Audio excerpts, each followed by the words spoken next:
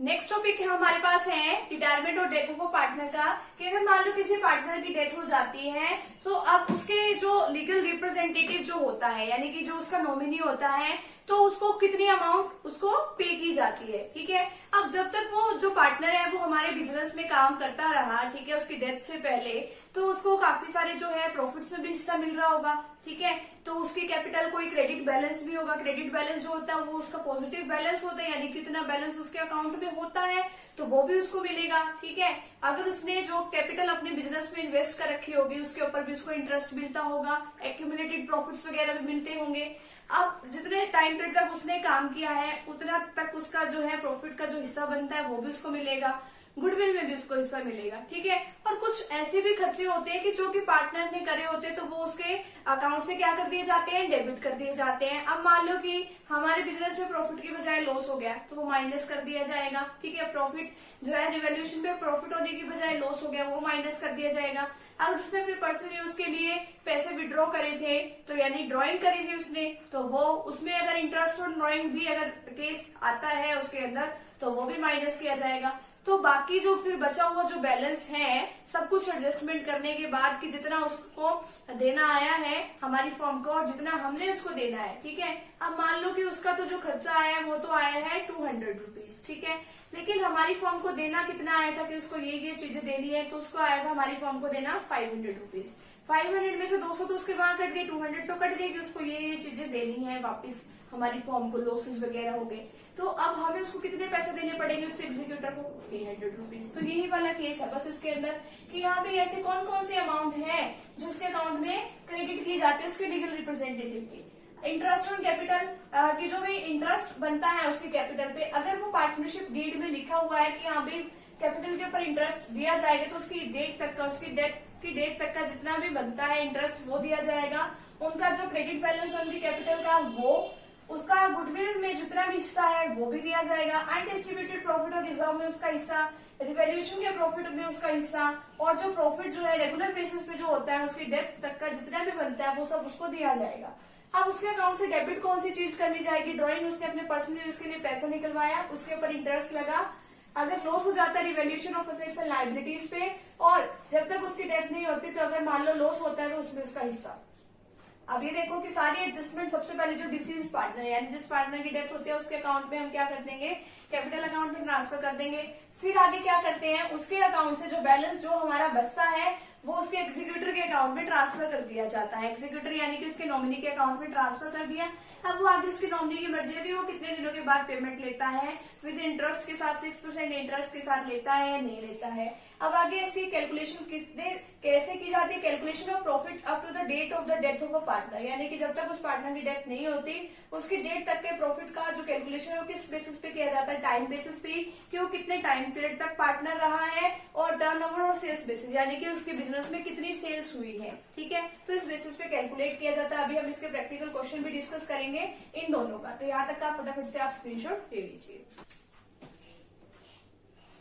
सबसे पहले जो है हम जो है टाइम बेसिस के अकॉर्डिंग क्या निकालेंगे, इसकी गुडविल को कैलकुलेट करेंगे कि जब तक उस पार्टनर की डेथ होती है, जैसे जो हमारा अकाउंटिंग ईयर जब से स्टार्ट होता है, और देखेंगे कि उस पार्टनर की डेथ कब हुई है। ठीक है, तो उस टाइम पीरियड तक का हम क्या निकालेंगे, प्रॉफिट निकाल लेंगे। अब देखो इसमें ए बी सी हमारे पास 3 पार्टनर है, उनकी जो बुक्स है वो क्लोज होती है 31 मार्च को हर साल। ठीक है, ए डाइड ऑन 30 जून 2019। अब जो है 31 मार्च को बुक्स जो है क्लोज हो जाती है, यानी कि 1 अप्रैल से स्टार्ट होती होंगी, तो 30 जून को अब जो है 1 अप्रैल से लेकर 30 जून तक जो है 3 मंथ्स कंप्लीट हो चुके हैं, यानी कि 3 महीने का प्रॉफिट निकालना है।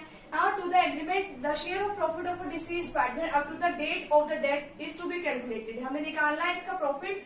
हमें एवरेज प्रॉफिट दिया हुआ है पिछले 5 सालों का 14,000, 18,000, 16,000, 10,000 का यहाँ लॉस है तो हम क्या कर देंगे माइनस, और 16,000 हमने सभी को ऐड कर लिया, कितना है 54,000, डिवाइड कर देंगे हम 5 से, क्योंकि 1 2 3 4 5 5 सालों का है ना, तो डिवाइड करके हमारे पास आया 10,800 हमारे पास आ गया। अब ये जो 10,800 है ये 3 महीने का प्रॉफिट है, लेकिन है तो पूरी फर्म का ना। अब हमें तो किसका निकालना है, अब हमें तो निकालना है उसका जो हमारा अब यहाँ पे हम 3 मंथ्स का पहले तो प्रॉफिट निकालेंगे, तो हमारा एवरेज प्रॉफिट आया है। अब 1 अप्रैल 2019 से 30 जून तक का हम निकालेंगे। 10,800 मल्टीप्लाई बाय 3/12 यहाँ पे क्यों किया, क्योंकि 3 महीने का प्रॉफिट है। एक साल में कितने महीने होते हैं, 12, तो 3/12 कर दिया, कितना है 2,700। अब 2,700 में से भी हम देखेंगे कि यहाँ पे ए का कितना है, ठीक है। अब ए जो है उसकी ए डाइट यहाँ पे लिखा हुआ है ना, तो अब यानी कि अब इसमें बाकी कोई रेशो नहीं दे रखी, अब कोई रेशो दे ही नहीं रखी, तो यानी वो इक्वली अपना प्रॉफिट और लॉस शेयर कर रहे थे। तो 1:1:1 क्योंकि 3 पार्टनर थे, तो 1/3 क्योंकि हमने इन तीनों को ऐड कर लिया। तो अब देखो जो 2,700 मल्टीप्लाई बाय 1/3 किया तो हमारे पास कितना आया 900। अभी 900 जो है वो किसको मिलेगा, ए के कैपिटल अकाउंट में जाएगा, ठीक है। अभी पॉजिटिव बैलेंस है यानी उसके अकाउंट में हम क्रेडिट कर देंगे। डेबिट किसको करेंगे, profit and loss suspense account को, 900 से 900 से। तो ये तो है टाइम बेसिस पे। लास्ट टॉपिक हमारा रह गया है इसके सेल्स बेसिस का, वो भी हम डिस्कस कर लेते हैं। जो हमारे पास लास्ट टॉपिक है वो क्या है, ऑन द सेल बेसिस के अकॉर्डिंग हम क्या करते हैं, डिसीज पार्टनर की हम प्रॉफिट की कैलकुलेशन करते हैं। हम ये देखते हैं कि यहाँ पे पिछले साल फर्म की सेल कितनी थी, इस साल जो है फर्म की सेल कितनी है और जो प्रॉफिट्स है वो कितनी है, ठीक है। उसके बेसिस पे हम डिसीज पार्टनर के प्रॉफिट्स को कैलकुलेट करते हैं। ए, बी और सी हमारे पास 3 पार्टनर हैं, वो जो कि 3:2:1 में अपना प्रॉफिट एंड लॉस शेयर कर रहे हैं। और सी की जो है, सी डाइज ऑन 30 जून 2018। अब सी की डेथ हो जाती है 30 जून को 2018 में, यानी कि 31 मार्च को क्या होते हैं, अकाउंट्स क्लोज होते हैं। 30 जून को आगे उसकी जो है डेथ हो गई, यानी कि 3 महीने का हमें इसका क्या निकालना है, प्रॉफिट निकालना है।